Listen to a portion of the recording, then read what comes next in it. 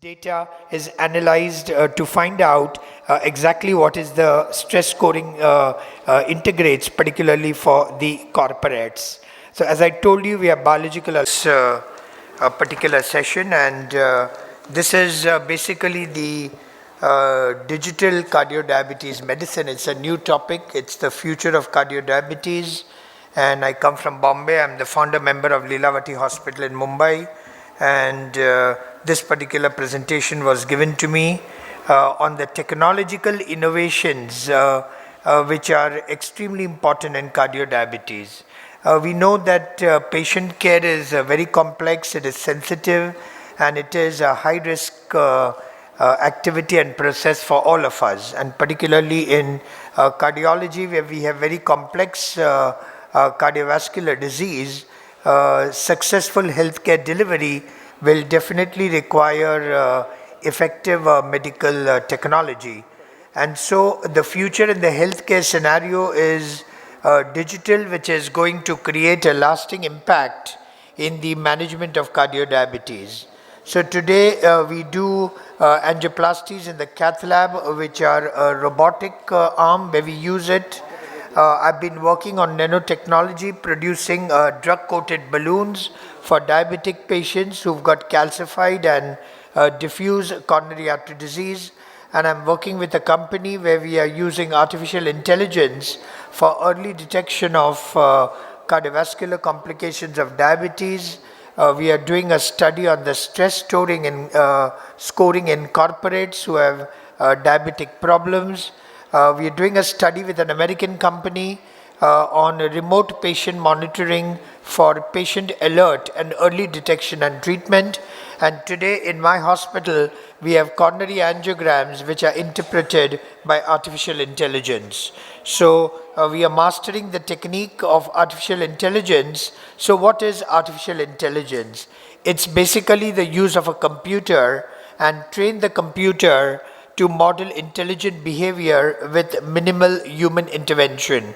I know this is more of a Western concept, and the machine and the computers are going to do the problem solving and learning like a human brain.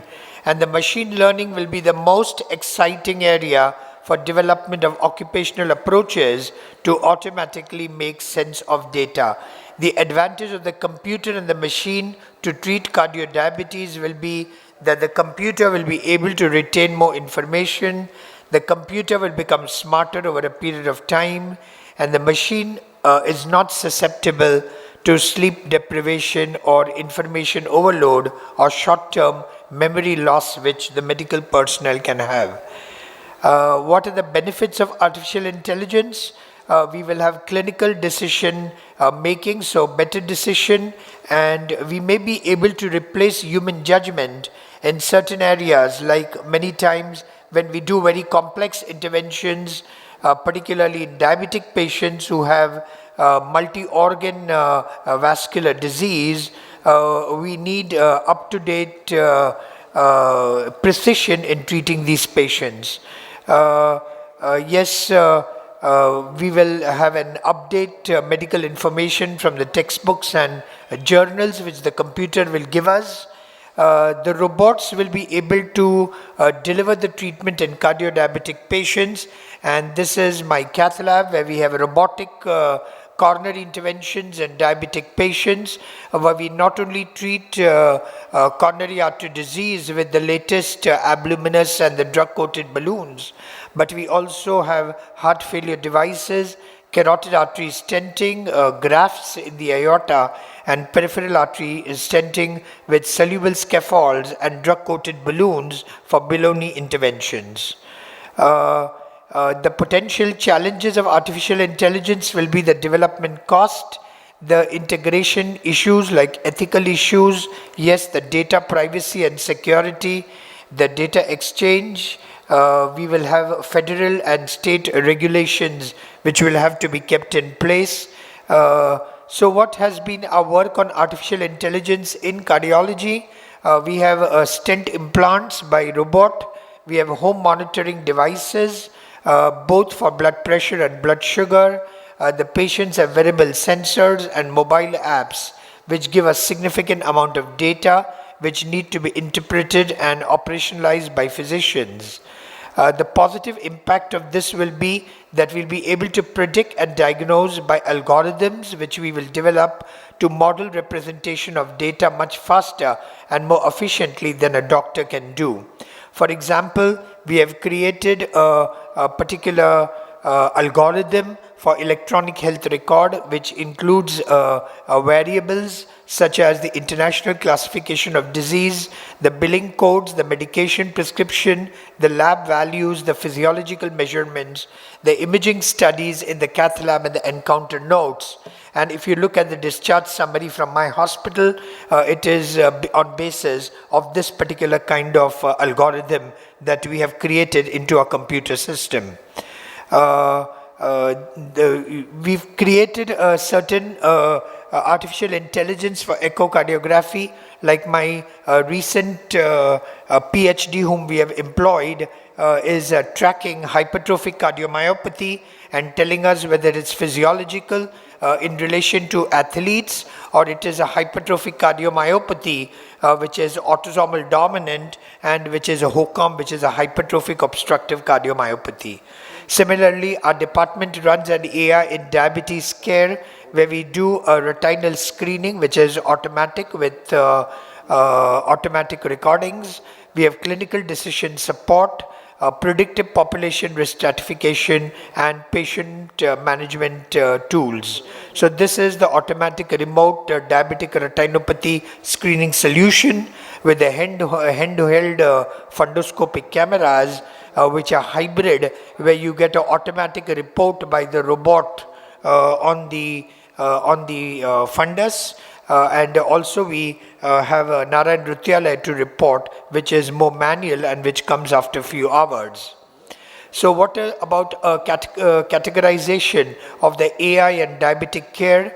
As I told you, it helps us in the handheld fundoscope, which is artificial intelligence, automatic retinal screening.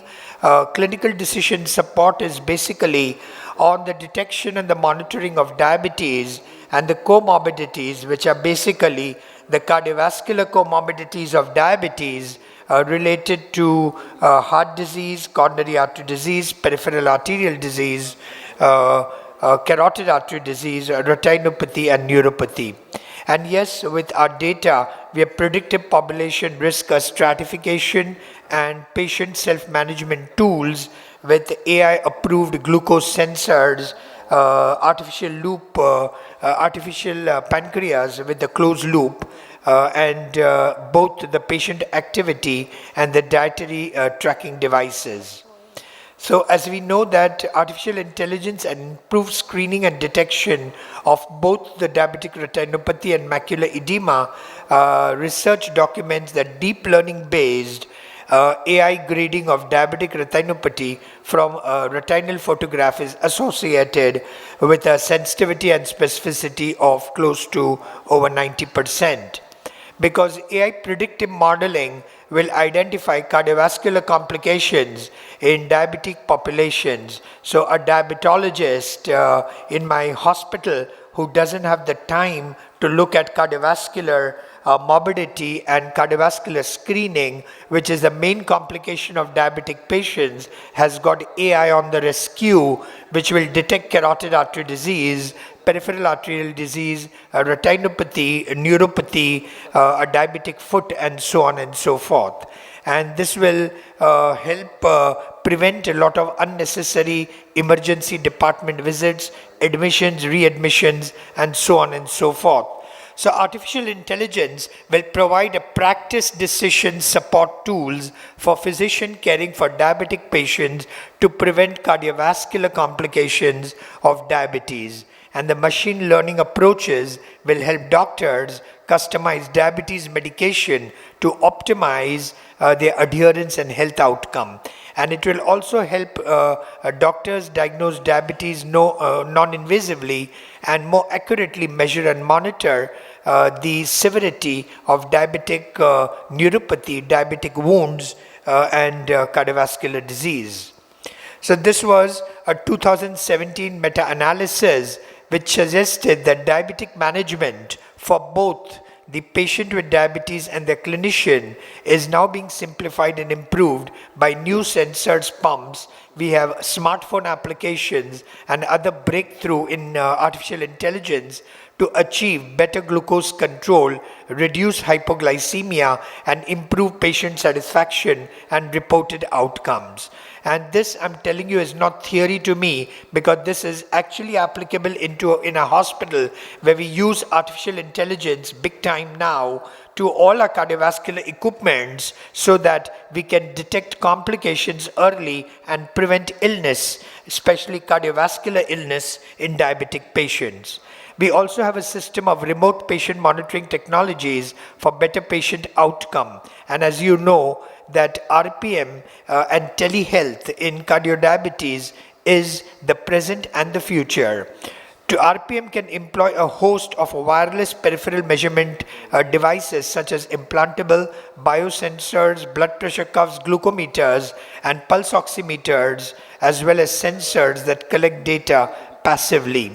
And this helps doctors to actually store the data in the recorder systems, and it can alert patients on any arrhythmias, atrial fibrillation, heart failure, accelerated hypertension. Also for clinicians to log into the system to review the data and follow up the patients and take early actions. So this all becomes very important patient alert. So this is the way the remote patient monitoring works, where the patient had a blood pressure cuff, they have a blood glucose, they have weight which they take and the steps, and this goes from the patient to the center, and the center alerts the doctor for any arrhythmia or any hypertensive crisis or any hypoglycemia or hyperglycemia, so that or symptoms of heart failure or atrial fibrillation, which can be detected early and treated early in terms of the remote patient monitoring. So a remote patient monitoring in the diabetes world is an emerging technology, and self-management in diabetes is heavily tied to lifestyle modification, but telehealth will allow providers to reach patients also in rural communities and provide them quality care. So tackling the diabetes with remote patient monitoring becomes important in terms of telehealth, basically to prevent complications of diabetes. Keeping this in mind, we have the Indo-Global Cardiodiabetes Academy, and I'm one of the founders of this academy. We've started a fellowship in the cardiodiabetes medicine. We may get, and mostly we will get, a Royal College of Physician affiliation. In this particular fellowship, we will have an online course, but it will be artificial intelligence enabled cardiovascular screening, and we've created heart and diabetic clinics which are artificially intelligent enabled. This is in Varli in Mumbai. It's first of its kind skill programs in India, filling the gaps in the cardiodiabetes medicine, recognizing it as a new subspecialty. As Eugene Braunwald, when he came to the CSI conference in Mumbai, I was the organizing secretary, and Eugene Braunwald from his hospital bed said, "My dear colleague cardiologist, the future of cardiology is in cardiodiabetology." And keeping that in mind, we started this particular fellowship. Now in this particular fellowship, we've kept an added artificial intelligence enabled. So we have 3 doctors who are PhD, who are helping us in getting us information which is through the machines. The course is structured with online lessons, distant learning, hands-on training on the site, and online by live videos. And there's a mentorship with the faculty on site and web conferencing. And a very good content has been developed. As the prospectus of the FCDM course comes, I will forward it to the API West Bengal to take this forward. So this is my department, where we have digital EMR, electronic medical record. We have echoes, which are artificial intelligent enabled, and it gives you a flag whether it's an abnormal echo or a normal echo, and then we have the doctor intervention. Similarly, peripheral Dopplers, carotid Dopplers, and renal Dopplers are all AI enabled. stress test is and wireless holters are also enabled for 7 days by artificial intelligence. Ambulatory blood pressures, pulmonary function test, most of our hemodynamic monitoring. We have a data of 5 lakh patients on our ECG machine, and we have a robot which reports the ECG. So all these are basically to reduce the work of doctors so that they can concentrate more on bigger things rather than be involved in day-to-day reporting of reports. I know it is more of a Western concept. It's not an Indian concept. In America and in the other parts of the world, there may be a lack of specialists. And therefore artificial intelligence is taking a bigger leap in the Western world, but I'm sure the same is going to happen in India too. So this is and we've started it in a hospital, so I'm sure the others will take the lead from there. These are a couple of projects which I'm doing now. One is the artificial intelligence and stress scoring, where we have a stress detection system which is based on physiological signals, hemodynamic parameters like heart rate, blood pressure, retinal scan, biochemistry including serum cortisol and norepinephrine, metabolic age, BMI, and we have a stress scoring questionnaire. And this data is analyzed to find out exactly what is the stress scoring integrates, particularly for the corporates.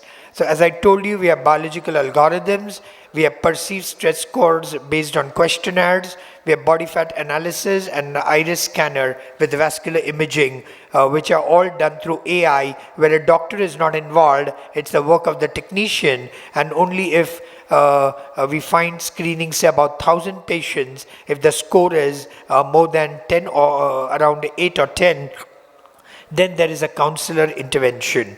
We're doing also a study on artificial intelligence and early detection of cardiovascular complications of diabetes. And this is for patients predicting heart failure risk by weight, hypertension, creatinine, HDL, QRS duration, and the patients with the highest score would face a 5-year high risk of heart failure.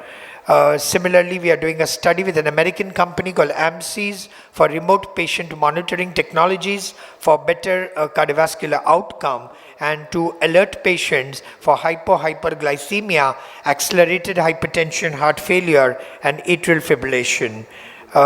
And there are much more that we are doing, but thank you very much for your patient hearing. I know this is not a very practical topic for this particular audience, but this is a very common topic in Mumbai, and most of the house is full when I talk on digital, because my students and the doctors are now very keen on imbibing the newer technologies, particularly artificial intelligence and remote patient monitoring, to the extent that in my hospital we have 3 PhD scientists. 2 are from the Tamil Nadu and 1 is from North India, and they are purely working for my hospital in artificial intelligence in non-invasive cardiology to detect cardiovascular complications early in diabetic patients, to alert physicians through RPM, and also in the cath lab we are doing coronary angiogram interpretation through the computer by artificial intelligence,